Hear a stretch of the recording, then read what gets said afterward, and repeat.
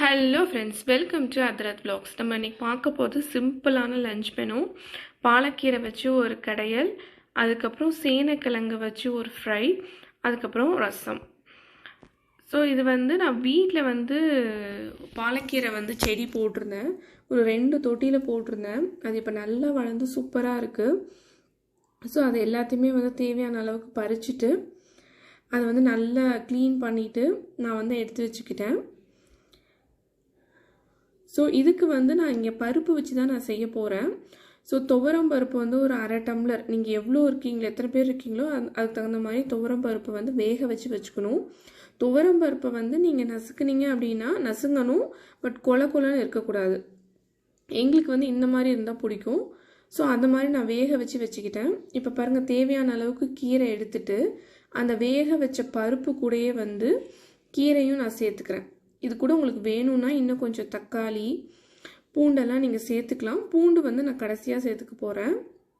இப்போதைக்கு நான் பாலக்கீரை, 2 காஞ்ச மிளகாய், கொஞ்சம் ஜீரகம், இது மட்டும்தான் நான் சேர்த்து நல்லா வேக வச்சுக்க போகிறேன். ஸோ இது பார்த்திங்கன்னா ரொம்ப ஹெல்த்தியான ரெசிபி. நீங்கள் சீக்கிரமாக செஞ்சிடலாம். நீங்கள் உங்களுக்கு இது எல்லாமே செய்கிறதுக்கு ஒரு 1/2 மணி நேரம் கூட ஆகாது. இப்போ பார்த்தீங்க எவ்வளோ கீரை இருந்துச்சு, நல்லா சுருங்கிருச்சு. ஓரளவு வெந்தவுடனே ஸ்டவ் ஆஃப் பண்ணிடலாம். இதை ஆறுனதுக்கப்புறம் இதை ஒரு மிக்சி ஜாரில் மாற்றிட்டு இதுக்கு தேவையான அளவுக்கு உப்பு, இந்த ஸ்டேஜில் நான் பூண்டு சேர்த்துக்கிறேன்.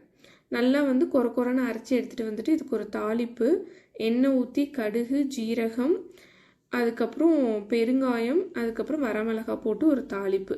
கீரை கடையல் சூப்பராக முடிஞ்சிருச்சு. நெக்ஸ்ட்டு பார்த்தீங்க அப்படின்னா சேனைக்கிழங்கு. இது ஃபஸ்ட் டைம் செய்கிறீங்க அப்படின்னா கையில் கொஞ்சம் எண்ணெய் தடவிக்கோங்க.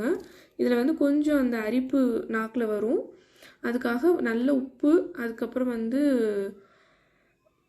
மஞ்சள் தூள், தனியாத்தூள், அதுக்கப்புறம் குழம்பு மிளகாய் தூள், இல்லைன்னா வெறும் தனி மிளகாய் தூள் கூட சேர்த்துக்கலாம். நான் தனி மிளகாய் தூள் சேர்த்துக்கிட்டேன்.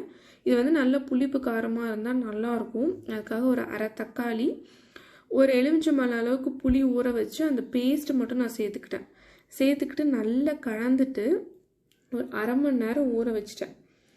இது பார்த்திங்கன்னா ரொம்ப மசாலாவாக இருக்காது, ஆனால் நீங்கள் சாப்பிட்றப்போ உங்களுக்கு சூப்பராக இருக்கும். இப்போ 1/2 மணி நேரம் ஆயிடுச்சு. நல்லா ஒரு தவாவை சூடு பண்ணி நல்லா எண்ணெய் ஊற்றிட்டு இந்த மாதிரி வச்சுட்டு நான் 2 சைடும் நல்லா ஃப்ரை பண்ணி எடுக்க போகிறேன்.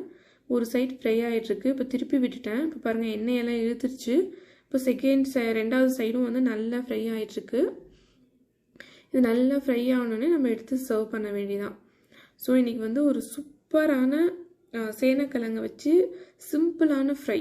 இது பார்க்கறதுக்கு சிம்பிளாக இருக்கும், ஆனால் சாப்பிட்டிங்கன்னா அவ்வளோ டேஸ்ட்டாக இருக்கும். அதுக்கப்புறம் பாலக்கீரை வச்சு நம்ம வீட்லேயே நம்ம வளர்த்த பாலக்கீரையை வச்சு ஒரு சூப்பரான கடையல், அதுக்கப்புறம் ரசம். இதுதாங்க இன்றைக்கி எங்கள் வீட்டோட சிம்பிள் லஞ்ச் மெனு. கண்டிப்பாக நீங்கள் இந்த ரெசிபி ட்ரை பண்ணுங்கள். இந்த வீடியோ உங்களுக்கு பிடிச்சிருந்துச்சி அப்படின்னா லைக் பண்ணுங்கள், ஷேர் பண்ணுங்கள், சப்ஸ்கிரைப் பண்ணுங்கள். தேங்க்யூ.